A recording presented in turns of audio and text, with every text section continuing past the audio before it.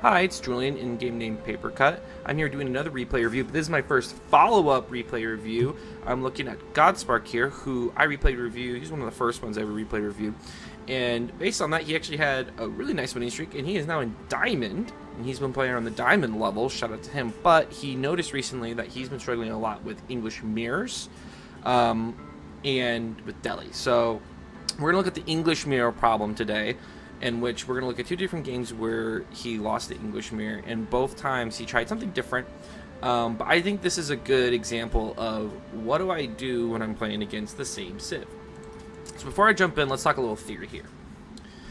In most Civ matchups, you have a thing your Civ is good at, and the opposing player has a Civ, and they have something they're good at, and you each have a contrasting style that you're trying to beat out the other. What's unique in a mirror matchup is that you both have the same strengths, the same weaknesses, and you're trying to do generally the same thing. Now, you could try doing different strategies, but one strategy is probably better than the other in a mirror. Now, of course, there's always the issue of, are you microing better, are you macroing better? Yeah. But mirrors are really difficult in a way because one small mistake could lose you the map, could lose you the game, because there's no real way to get back. You and your opponent are doing the same thing. So I would say more so than almost any other type of game, scouting is vital.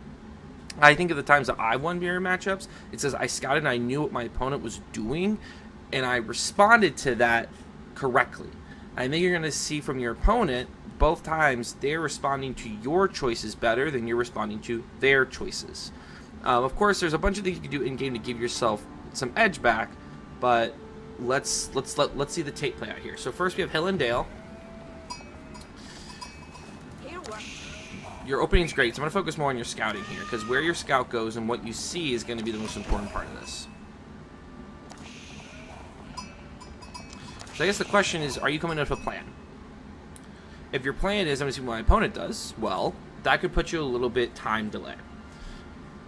I'd say in English mirror, based on what I've seen, your best move is to always go 2TC, and then go from there. 2TC into castle is good, because if you both go 2TC and then he starts making units, if you can hit castle, you'll have a nice timing advantage before they can get back at you. And you can maybe take some map control and go from there. Unit comp. I think in an English mirror, whoever just produces the most range mass is going to win. Can you get a bunch of longbows? Can you get a bunch of X-bows?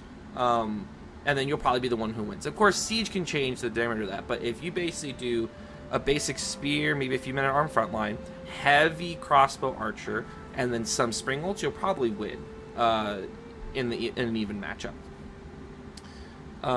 So, of course, maybe you get a really good Ray of Horseman. Maybe, like, it all depends. But that's the point, is like you should see what they're thinking about going for and respond in kind. Going in, and you immediately see your opponent is on 2TC, which puts you on a timer here. If you want to be aggressive, you need to be extra aggressive. You have to make sure that they're never able to make a large enough mass and start poking at their villagers immediately, if your goal is to be aggressive. What it looks like is that you think about being aggressive, and then you go castle. So those of you who don't understand the goal here, the goal is that you want to make a few units, enough to make your opponent overreact and make their own units.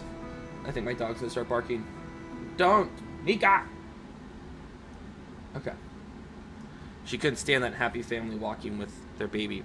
The goal of these sort of moves is to, get 3 or 4 archers out here, and then you don't want them to die. You want to keep rotating them and threatening your opponent. So they build units and they slow down, and then you hit castle and you try to do a nice push with castle each units. I see this strategy done a lot with the other English landmark that gives you the king. I don't remember the name of it off the top of my head. You come in, and then you see he's also made 2 archers. So you're even on the archer count. Let's look at so he's dropping a second TC right now. And I think this is a good way to look at the resource difference. So you're both on 24 villagers, and he's now have to start spending double the amount of food to continue to produce villagers. You have 4 archers, he's making 2 more, and you have an extra about 200 food, 200 wood, 100 gold to use here. Not counting the resources he's not getting as these villagers build the TC. That's your resource advantage. That's the extra units you could get that could turn this. Let's look at what you could have attacked. Hill and Dale's a little bit more difficult, but you could have pushed him off the deer here. You notice he went no farms at all. And he's going to have villagers on the wood line here. Both of those are good ways for you to poke if you're going to go all in. Of course, you don't want to get a tower up here. But since you're not going to get a tower up here and you're slowing down a little bit, it feels like you're going to go castle. It also kind of feels like you don't know exactly what you want to do. Because as I say you go castle, you're going to start making a whole bunch of horsemen. Did I mean to do? No, I didn't want to do casterman. Oh my god. Okay, here we go.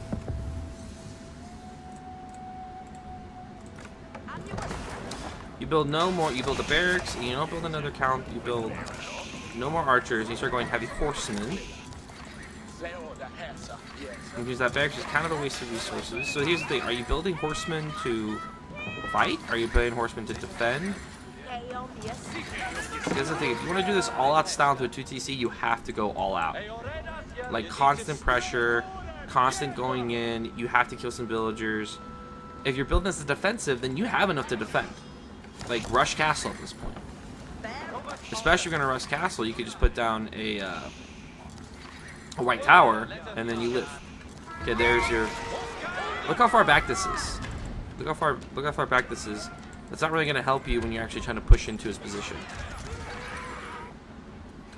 Okay, you realize he has a lot of units. At this point, look at me. He has 18 longbowmen and 5 men at arms. You have 11 horsemen and 5 bowmen. And you notice that's not gonna work. That's not gonna play. And you see his mass is huge. At that point, the second you saw this mass, you need to go white tower. Like, I understand wanting to go King's Palace because you're behind on TCs, but with that mass, the second you hit castle, he's gonna push you. You have to go white tower if you want to live.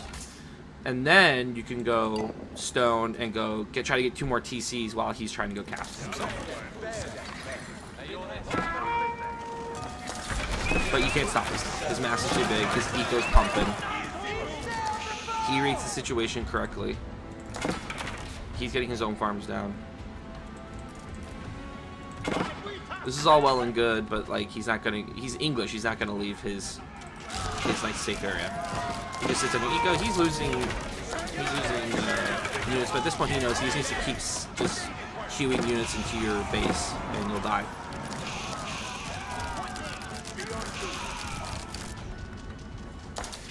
Yep. So in this case, your opponent reacted to you better than you reacted to your opponent. Your opponent went 2 TC. They saw you building units. They weren't really punished for getting the second TC down, so they went heavy units. And then, boom, they were in. And you couldn't stop them. The thing was, you didn't react. You didn't slow down and go castle hard enough when you realized that they had the unit comp. You didn't send your horsemen around back to try to raid to slow him down. Because you had horsemen, he didn't. So at that point, his comp is slow. Use your horsemen, break him up, running around, so that you force him to stay in his base until you are actually able to catch up via castle and another TC. I think, though, if the best move would have been the second you start going castle, the second TC, you go second TC yourself, and then you just try to mass up, or go second TC straight into castle, get enough units to defend, go white tower, and then fight it out. Whatever it may be, on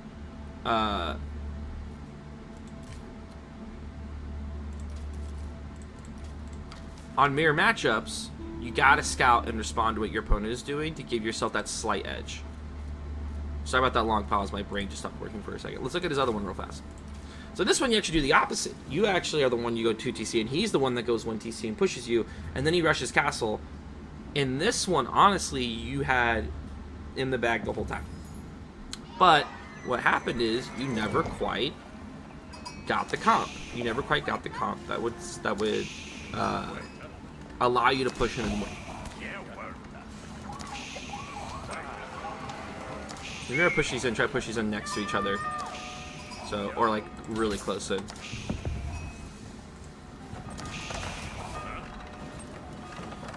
The opening is great.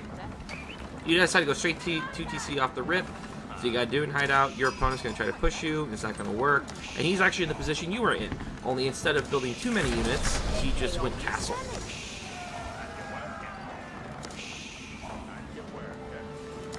So he's building units. Hideout's so big, though, it's going to take him a minute to get around.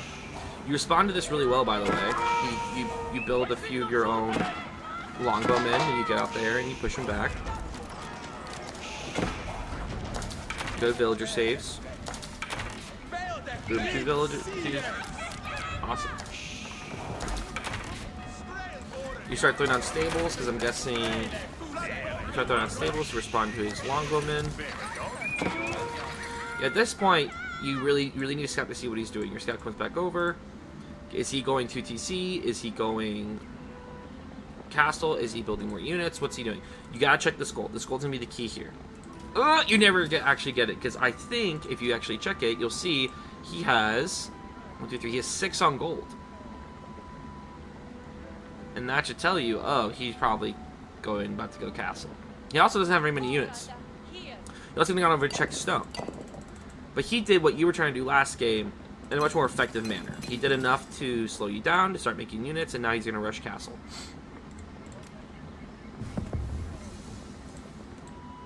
But I think this castle surprised you. You never see him drop it. You never dip your scout in a little bit to check. You never check the stone to see if he's building something against you. No pressure, which is great. You pop a villager here, pop a villager here. He ages up, and it's almost 100% that he just went King's Palace. He catch up to your TC. I think you should have just straight gone King's Palace as well and gone 3 TC and outboomed him here. If you want to see a good example of someone who does a great English versus English, I would watch a replay from Divine on Twitch, Divine DVP. His English versus English, he loves to go 3 TC into White Tower and just outboom and then outmass.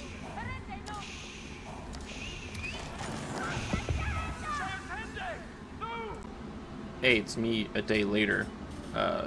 Right at that part of the video, my dog started freaking out, and I had to handle something, and then I can continue recording. So I'm back a day later to finish this part of it. So let's keep going. So you go White Tower, because I think you thought you're about to be attacked, which here's what you need to consider. He's been on 1 TC. He obviously invested to go into castle quickly. He won't actually probably be able to get out any roll units into your base, and also you have units near him, so you're raiding him, which when he first went castle, you could have really dove hard if you wanted to, and try to pick off wood villagers and just really go for it, like be really decisive, just walk in knowing that that was probably his only longbows. But I do like this continued raiding, because as long as you keep raiding and running around, that buys you time to keep going. And if you had gone, and I understand like the White Tower is nice for other reasons as well.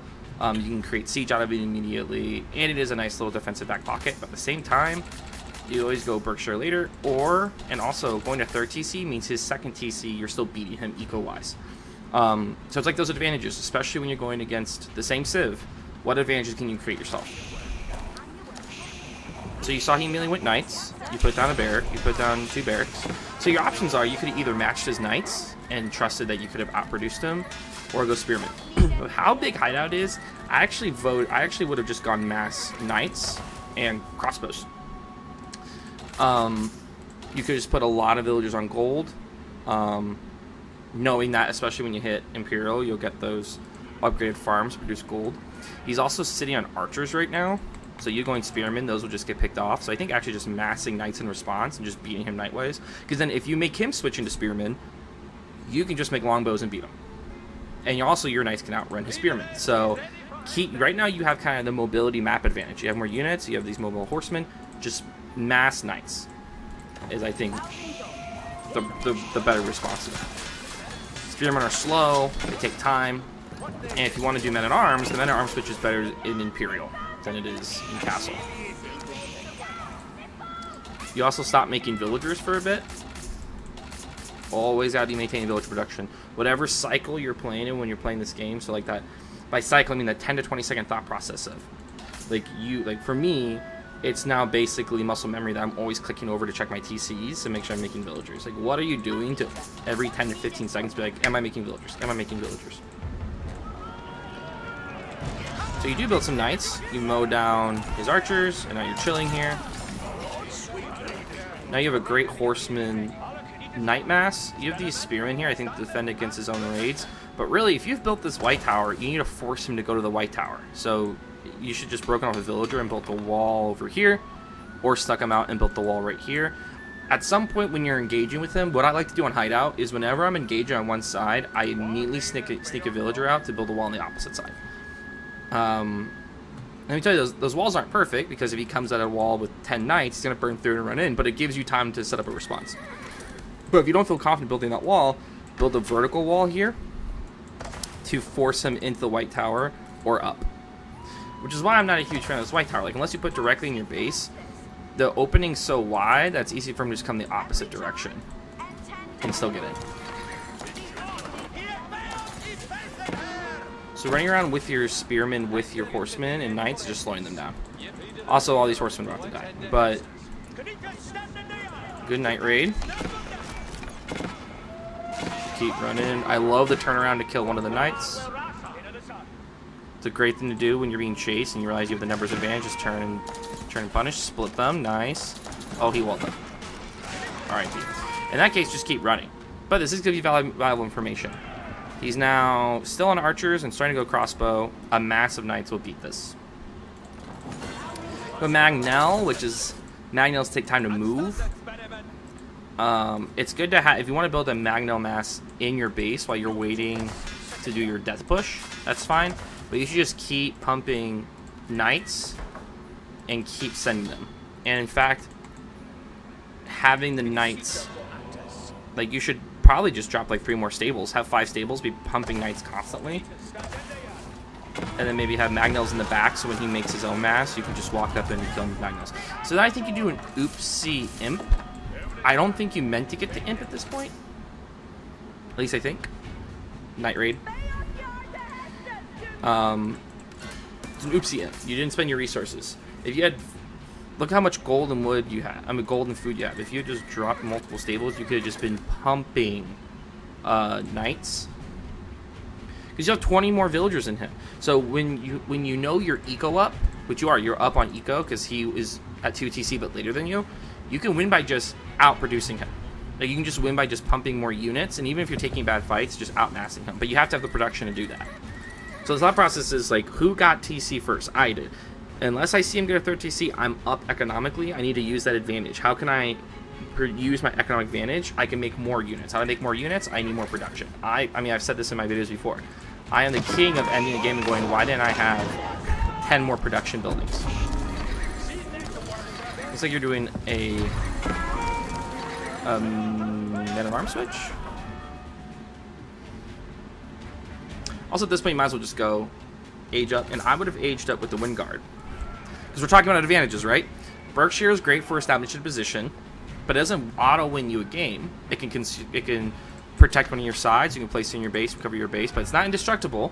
So, you know what gives you an advantage? The Wind Guard. It gives you the higher level units that will be better than his, unless he also goes for it, which is going to be your problem in a second.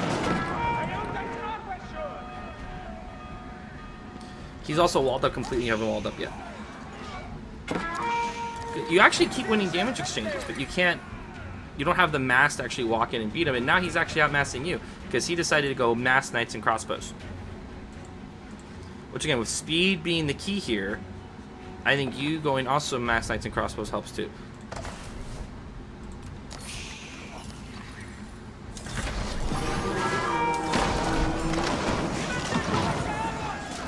See, his mass knights are going to beat that. So you guys gotta go to a big men-at-arms switch, which is all well and good, but let's say he goes men-at-arms. Your knights are still going to win that.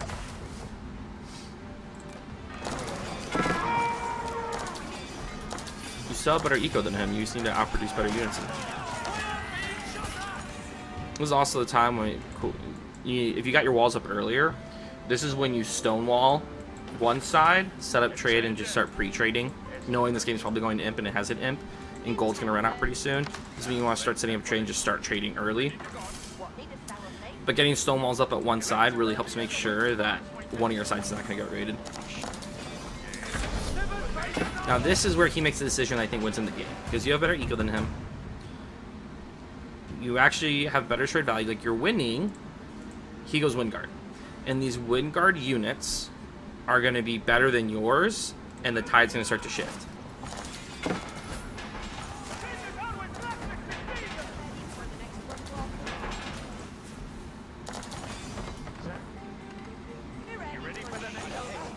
I really think the Wind Guard is undervalued because people go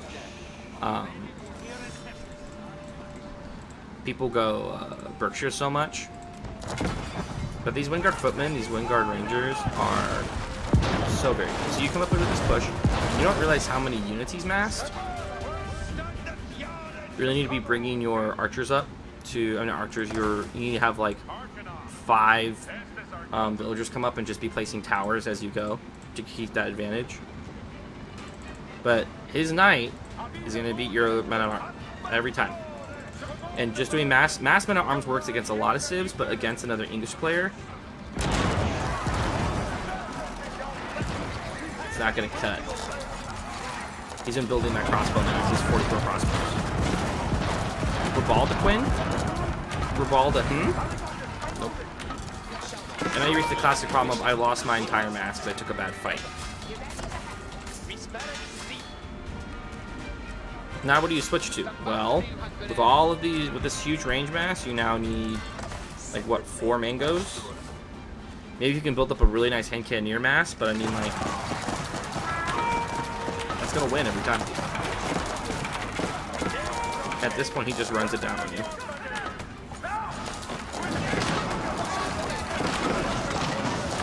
I think this loss truly comes from you not taking advantages. These mirror matchups matter so much on what unit you're picking because you have the same units. So based on his comp, a mass knight play would have been preferable. A Wind Guard Palace would be preferable because those small bonuses, those small extras is what matters in a mirror matchup.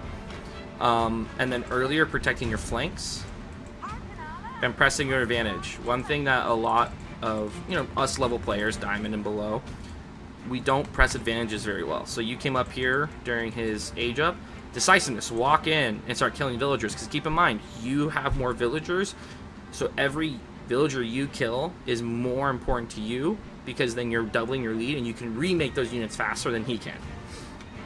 So push your advantages. And push your English advantages. I don't see you building any castles. Castles would have been huge to be dropped here.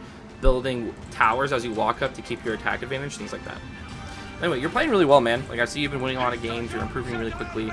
I'm glad you're recognizing your weaknesses, such as mirror matchups. But if you're like, when you're rewatching your games, just ask, like, what caused me to lose this? What was the thing that tipped the balance? What could I have done differently in situations? Like, try to identify the turning point situations. Like, the turning point situations in this game was when you didn't push your advantage into castle, that you didn't pick the right comp into castle and imp, and that you didn't pick the right imp landmark. And why did those lead you to lose? Anyway, I hope that was helpful. Keep it up, man. Keep up that grind.